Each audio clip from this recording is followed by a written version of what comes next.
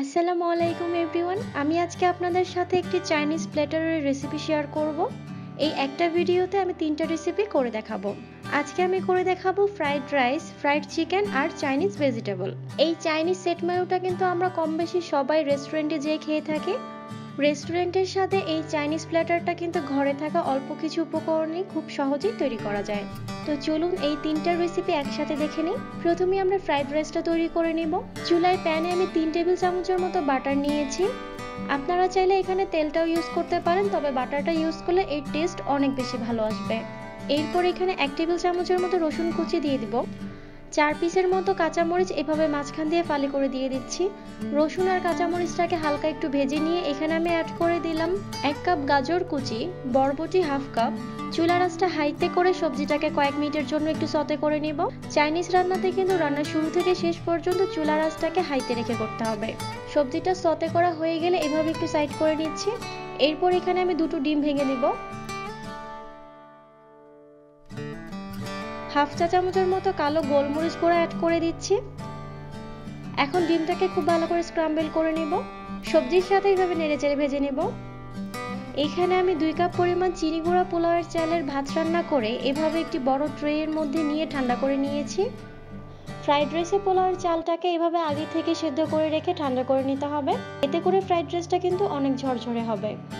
Half চা চামচ add করছি কালো গোলমরিচ গুঁড়া, চিনি অ্যাড করে দিচ্ছি 1 চা চামচ, ক্যাপসিকাম কুচি অ্যাড করছি হাফ কাপ, সেই সাথে দিয়ে দিচ্ছি 1 কাপ পরিমাণ বাঁধাকপি কুচি। সবকিছুকে হালকা একটু মিশিয়ে নেব। এরপর এখানে 2 টেবিল চামচ পরিমাণ সয়া সস অ্যাড করে দিলাম।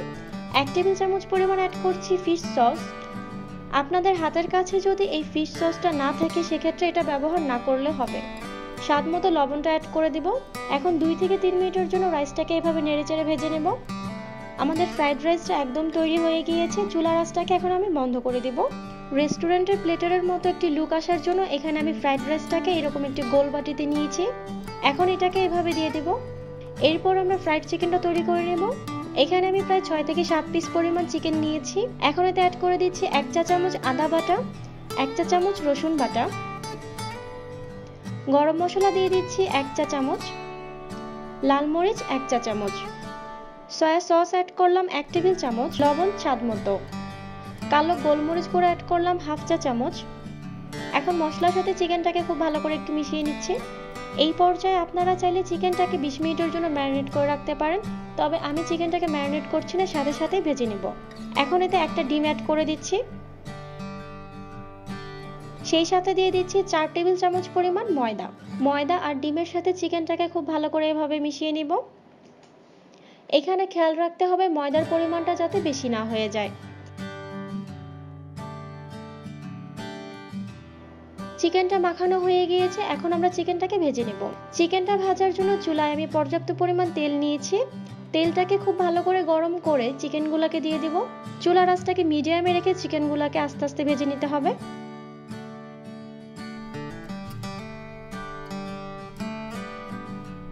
এক পাশ ভাজা হয়ে গেলে এখন আমি উল্টে দিচ্ছি।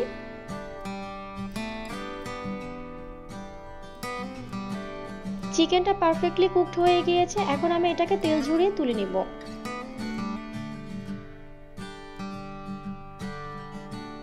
তৈরি হয়ে গিয়েছে ফ্রাইড চিকেন। এখন আমরা চাইনিজ ভেজিটেবলটা তৈরি করে নিব। এখানে আমি 3 ধরনের সবজি নিয়ে সবজিগুলোকে হালকা একটু সেদ্ধ করে নিয়েছি।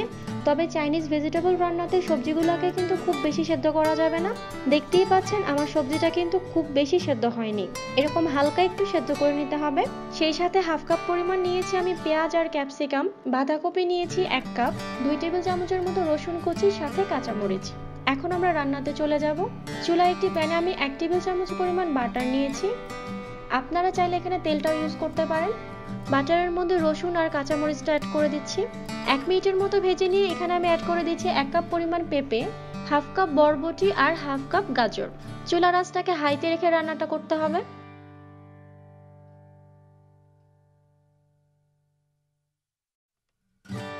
30 সেকেন্ডের মতো নেড়েচেড়ে ভেজে নেওয়ার পর এখানে আমি পেঁয়াজ আর ক্যাপসিকামটা অ্যাড করে দিচ্ছি। সেই সাথে বাঁধাকপিটাও অ্যাড করে দিলাম। হালকা একটু মিশিয়ে নিয়ে এখানে আমি হাফ চা চামচ অ্যাড করে দিচ্ছি কালো গোলমরিচ গুঁড়া। এখানে আমি চিকেন স্টক নিয়েছি 1.5 কাপ। 3-4 পিস হাড়সহ মুরগির মাংসকে সামান্য আদা রসুন আর লবণ দিয়ে সেদ্ধ করে নেওয়ার পরে যে পানিটা থাকে সেটাই এখানে ব্যবহার করছি। চিকেন স্টকের পরিবর্তে আপনারা পানিটাও ইউজ করতে পারেন, তবে রেস্টুরেন্টের স্বাদ পেতে চাইলে এই চিকেন স্টকটা কিন্তু ভেজিটেবলে অবশ্যই ব্যবহার করতে হবে। পানিটা যখন হালকা একটু ফুটে আসবে সেই পর্যায়ে আমি 1 টেবিল চামচ পরিমাণ সয়া সস অ্যাড করে দিলাম। 1 চা চামচ অ্যাড করে দিচ্ছি চিনি। এখানে আমি 3 টেবিল চামচ পানিতে 1 টেবিল চামচ পরিমাণ কর্নফ্লাওয়ার গুলিয়ে নিয়েছি। কর্নফ্লাওয়ারের এই মিশ্রণটা আমি অল্প অল্প করে এইভাবে দিয়ে দিব। এই পর্যায়ে আপনারা লবণটা চেক করে নেবেন। কর্নফ্লাওয়ারটা ভেজিটেবলে দেওয়ার কারণে কিন্তু এর গ্রেভিটা এরকম থকথকে হবে। চাইনিজ ভেজিটেবলটা একদম তৈরি হয়ে গিয়েছে, এখন আমি এটাকে সার্ভ করে নিব। ব্যাস তৈরি হয়ে গেল আমাদের চাইনিজ প্লেটার। ঘরে থাকা অল্প কিছু উপকরণে তৈরি হয়ে গিয়েছে ফ্রাইড চিকেন, ফ্রাইড রাইস আর চাইনিজ ভেজিটেবল। চেষ্টা করেছি রেসিপিটা একদম সহজভাবে প্রেজেন্ট করার। আশা করছি আপনাদের কাছে ভালো লেগেছে।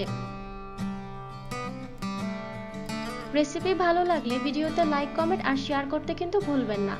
এরকম আরো অনেক মজার রেসিপি পেতে প্লিজ আমাদের সাথেই থাকবেন। আজ এই পর্যন্তই, সবাই অনেক ভালো থাকবেন। আল্লাহ হাফেজ।